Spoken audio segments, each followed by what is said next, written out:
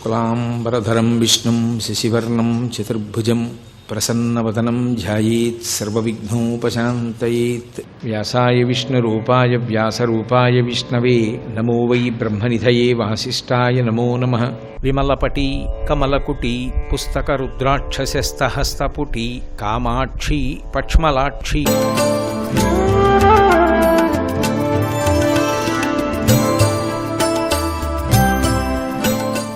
ఇది ఒక్కటి బాగా దృష్టి పెట్టి వినండి, మీరు పట్టుకోగలుగుతారు ఈశ్వరుడు చేసే ఉపకారం ఏంటో. కళ్ళున్నాయి చూడవు, చెవులున్నాయి వినవు, ముక్కుంది వాసన చెప్పదు, నాలిక ఉంది రుచి చెప్పదు, చర్మం ఉంది స్పర్శ చెప్పదు. ఇప్పుడు మీకు సుఖం ఏముందో నాకు చెప్పండి, ఏమైనా ఉంటుందా? బయట జలపాతం ఉంది, పూల చెట్టు ఉంది, పెద్ద మహావృక్షం ఉంది, దేవాలయ ధ్వజస్తంభం ఉంది, ఆలయ శిఖరం ఉంది, పెద్ద పర్వతం ఉంది. ఏం చూస్తారు మీరు? ఏం సుఖం మీకు? అలాగే చెవులు ఉన్నాయి వినవు. ఎందుకు ఈ ప్రవచనాలు? కళ్ళు లేనప్పుడు చదివేవాడెవడు, చెవులు లేనప్పుడు వినేవాడెవడు, ఇక చెప్పేవాడెవడు? వాంగ్మయం అంతా ఎందుకు? మీకు పనికిరాదు. నాలుగుంది రుచి చెప్పదు. తిరుపతి ప్రసాదం అయితే మీకేమి, నిప్పు కడికి అయితే మీకేమి, ఒకటే రుచి తెలియదు. చర్మం ఉంది స్పర్శ తెలియదు, పాము పాకినా తెలియదు, భార్య వచ్చి ప్రేమతో స్పృశించినా తెలియదు. అప్పుడు మీకు సుఖం అన్న మాటకు అర్థమేముంది? ఏమి లేదు. ముక్కు వాసన చెప్పదు, కుక్క కళేబరం పక్కన నించున్నా అంటే మల్లెపూల పందిరి కింద నించున్నా. సుఖమన్న మాట దేనివల్ల వచ్చిందంటే ఈ 5 ఇంద్రియములు ఉండబట్టి. ఈ 5 ఇంద్రియములను, ఇంద్రియములకు ఆ శక్తులను బ్రహ్మాండమునందు సుఖస్థానములను నిర్మించినది మీరా నేనా? ఎవరు? ఈశ్వరుడు పెట్టాడు. నేనొకటి చూసి సంతోషించానంటే నా తండ్రి అనుగ్రహం, నేనొకటి విని సంతోషిస్తే పరమేశ్వర అనుగ్రహం, నేను ఏదైనా రుచి చూసి సంతోషిస్తే ఈశ్వర కృప. ఇప్పుడు అసలు నాకు ఆయన తప్ప స్మరించడానికి ఏముంది? నేను ఎన్ని థ్యాంక్స్లు ఆయనకి చెప్పగలను? ఇక చెప్పలేను. కాబట్టి ఏం చేస్తాను? ఎప్పుడు త్రేంచినట్టుగా అబ్బో ఏం ఉపకారం, ఏం ఉపకారం, ఏం ఉపకారం పొంగిపోతూ ఉంటాను అంతే. కాబట్టి స్మరణం అంటే తలుచుకో అంటే తలుచుకోవడం సాధ్యమా? తలుచుకోలేరు. మీకు పరమేశ్వరుడికి ఉన్న అనుబంధమును మీరు తెలుసుకోవాలి. మీకు భగవంతుడికి ఉన్న అనుబంధాన్ని తెలుసుకోవాలి అంటే ఋషిప్రోక్తమైన వాంగ్మయము ఒక్కటే ఆధారము. అందుకే ఋషి రుణం ఉందంటారు. ఋషి దార్శనికుడు, పరమేశ్వరుని యొక్క మాటలు విన్నవాడు. వేదాహమేతం పురుషం మహాంతం ఆదిత్యవర్ణం తమసస్తు పారే సర్వాణి రూపాణి విజిత్య ధీర. సమాధి ఎందు విన్నాడు ఋషి భగవంతుని యొక్క మాటలను. అవి మంత్రములుగా వచ్చాయి. వేదం అందుకని అపౌరుషేయమైంది. వాంగ్మయాన్ని చదువుకుంటే మనకి భగవంతుడికి ఉన్న అనుబంధం తెలుస్తుంది. ఎంత తెలిస్తే అంతగా మీకు ఆయన స్మరణలోకి వస్తుంటాడు. ఎంత స్మరణలోకి వస్తే అదే మీరు చేస్తున్నటువంటి గొప్ప తపస్సు, దాని చేత పరమేశ్వరుడికి దగ్గరైపోతాడు. తప్ప మీరు బలవంతంగా ప్రయత్నపూర్వకంగా పూజ గదిలో కూర్చుని గంట సేపు పూజ చేశాననేటటువంటి ప్రయత్నంలో 59 నిమిషాల 59 సెకండ్లు మీ మనసు జారిపోయి 1 సెకండ్ నిలబడింది. మీరు 24 గంటల్లో 1 సెకండ్ పూజ. కానీ మీ మనసు నిరంతరము ప్రీతి చేత భగవంతుడిని పట్టుకుంటే మీరు ఎప్పుడూ భగవంతుడి యొక్క సేవలోనే ఉన్నారు. అప్పుడు మీరు దగ్గరికి జరగట్లా, దగ్గరికి జరిగిపోతున్నారు. వేసిన ప్రతి అడుగు పరమేశ్వరుడికి దగ్గరైపోతున్నారు మీరు. కాబట్టి జన్మ పరంపర తగ్గిపోయి భగవంతుడి వైపుకు వెళ్ళిపోతారు. బాగుందండి. అలా స్మరిస్తే మరి లౌకికమైన వ్యాపారాలు ఎలా? ఎవరొద్దన్నారు నిన్ను? నీ భార్య అనుకూలవతి, ఈశ్వర అనుగ్రహం, అంత మంచి భార్య. నాకు కొడుకు, పరమేశ్వర అనుగ్రహం. నాకు కూతురు, ఈశ్వర అనుగ్రహం, కన్యాదానం చేశాను. ఉద్యోగం, పరమేశ్వర కృప, నాకు ఉద్యోగం ఉంది. నేను 4 మాటలు ఉపన్యాసం చెప్తాను, పరమేశ్వర అనుగ్రహం. జ్ఞాపకం ఉండి 4 మాటలు చెప్పిస్తున్నాడు నా చేత. ఏది నీకు ఈశ్వర సేవ చేయడానికి అడ్డొచ్చింది? ఎందుకు అడ్డొస్తుంది? ఈశ్వరుని తలుచుకోవడానికి లౌకికమైనటువంటి వ్యాసాంగానికి రెండిటి మధ్య అసలు ఘర్షణ ఎందుకు ఉంటుంది? ఉండదు. ఒకదాన్నొకటి పోషిస్తుంది, శాంతికారకమవుతుంది. ఏదో లోకంలో ఒక అపప్రథ, తెలుగు భాషని అందరూ విడిచిపెట్టేస్తున్నారు, ఇంగ్లీష్ మాట్లాడుతున్నారు, మమ్మీ డాడీ అంటున్నారు. నేనంటాను అదంతా అపోహ. అలా మాట్లాడడం తప్పు. ఇంగ్లీష్ వదిలి తెలుగు పట్టుకున్నవాడు కృతార్థుడు కాలేడు. తెలుగు పట్టుకుని ఇంగ్లీష్ పట్టుకుని తెలుగు వదిలేసినటువంటి వాడు కృతార్థుడు కాలేడు. ఇంగ్లీష్ భార్య భార్య లాంటిది. పెళ్ళయిన తర్వాత తల్లి భార్య నీ ఇంట్లో ఉండాలి. ఎవరితో ఎంత ప్రేమగా ఉండాలో అంత ప్రేమగా ఉండాలి. తల్లి తల్లే. తల్లితో సమానం భార్య ఎప్పటికీ కాదు. కానీ నీ భార్య నీ బిడ్డలకు తల్లి. ఇంగ్లీష్ భాష భార్య లాంటిది, భోగకారకం. దానివల్ల ఉద్యోగం ఉంది, జీతం ఉంది, అన్నీ ఉన్నాయి. తెలుగు తల్లి లాంటిది. నిన్నెవడు చదవద్దన్నాడు? తెలుగు చదవట్లేదని ఏడవడం ఎందుకు? నువ్వు ఎప్పుడైనా అన్నం తింటూ పోతన గారి పద్యం కూడా చదివావా మీ అబ్బాయి దగ్గర? నువ్వు నేర్పావా? నీకొకటి రాదా? కట్టుకున్న సతిని నట్టేటిలో ముంచి కన్నవారి నోట గడ్డ కొట్టి సభలకెక్కువాడు చచ్చు పెద్దమ్మరాలడి చచ్చుకున్నదాల తెలుగు బాల అని ఉపన్యాసాల మాతృభాష విద్యాడు. మాతృభాషని ప్రేమించడం అంటే భార్యని ఈసడించడం కాదు. అత్త కోడలు కలిసి ఉంటేనే యజమానికి మనశ్శాంతి.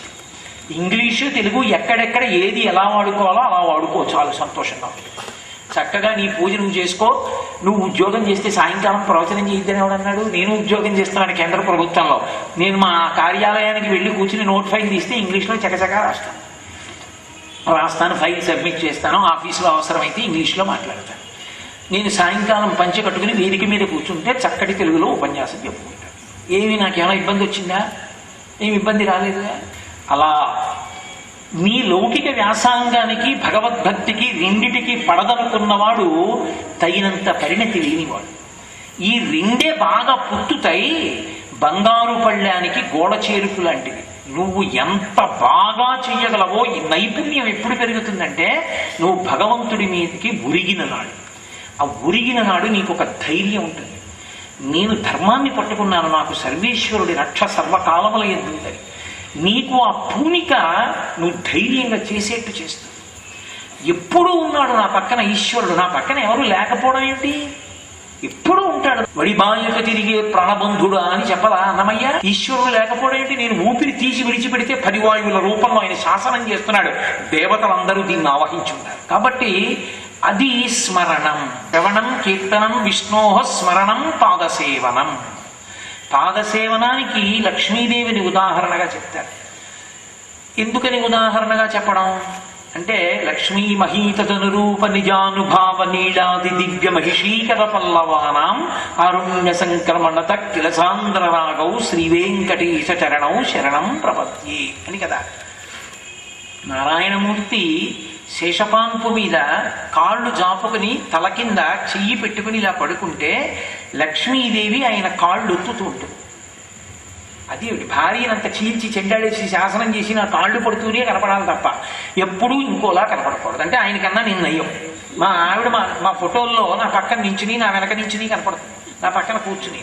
అంతేకాని మా ఆవిడ్ని కింద కూర్చుని ఫోటో తీయించుకొని నేను ఎప్పుడు చెప్పలేదు. ఆయనకన్నా నేనే నయ్యం కదా.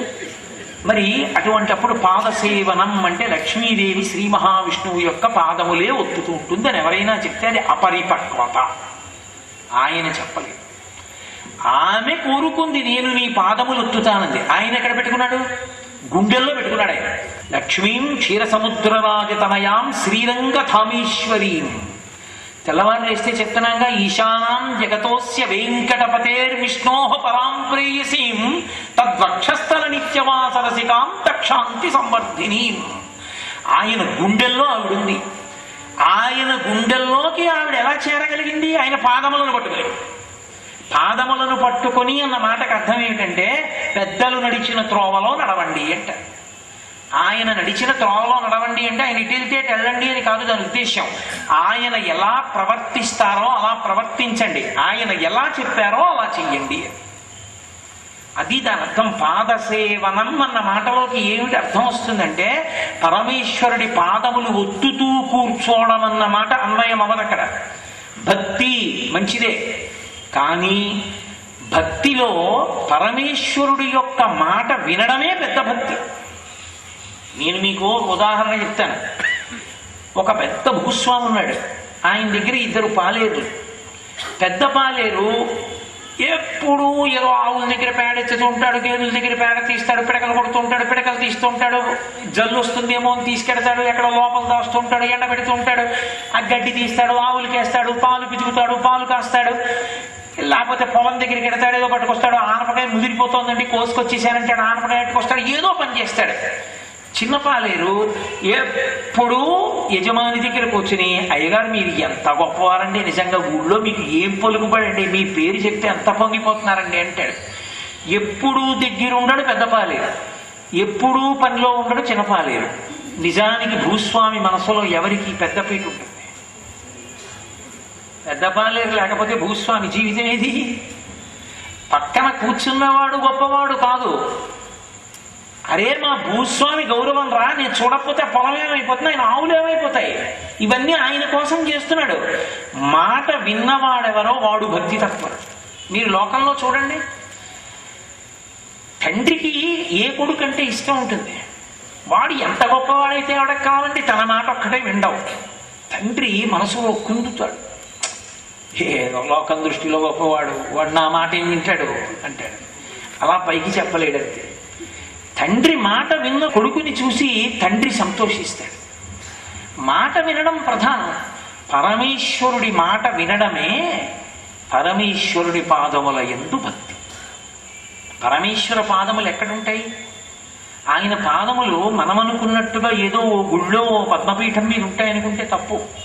విష్ణు సహస్రనామ స్తోత్రం పీఠికలో క్షీరోధన్వత్ ప్రదేశే శుచిమణి విలసత్సైకతే మౌక్తికానాం మాలా క్లుప్తా సమస్త స్ఫటికమణి నిభైర్మౌక్తికైర్మండితాంగ శుభ్రైరభ్రైరదభ్రై అని చెప్తూ భూహు పాదవు అంటున్నావా అంటలేదా? ఈ భూమి అంతా ఆయన పాదములు నిండి ఉన్నాయి. భాగవతంలో భూదేవి అంటుంది, ఆ శ్రీచరణేశుని లేమిని కాలముచే నీకు ఒంటి కాలయ్య కదే.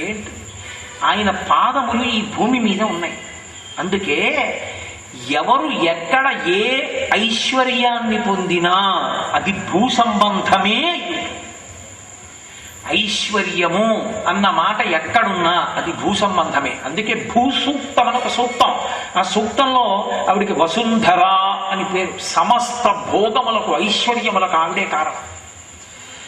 కడుపు నిండా అన్నం తింటున్నామంటే ఆవిడలోంచే వచ్చింది. ఓ కారు తయారైందంటే భూమిలోంచే వచ్చింది ఇనుము. కారులో పెట్రోల్ భూమిలోంచే వచ్చింది. నీ ఇంటికి కావలసినటువంటి కలప భూమిలోంచి వచ్చిన చెట్లలోంచి వచ్చింది. నీ ఇల్లు కట్టుకున్న ఇటకలు మట్టిని కాలిస్తే వచ్చాయి. అందుకే ఈ దేశంలో పూర్వం సిమెంట్ వాడకం లేదు. వెదురు కర్రలతోటి మట్టిని తడిపి ఇల్లు కట్టేవారు. ఎందుకంటే భూమి ఈశ్వర స్వరూపం, దాన్ని కాల్చేవారు కాదు.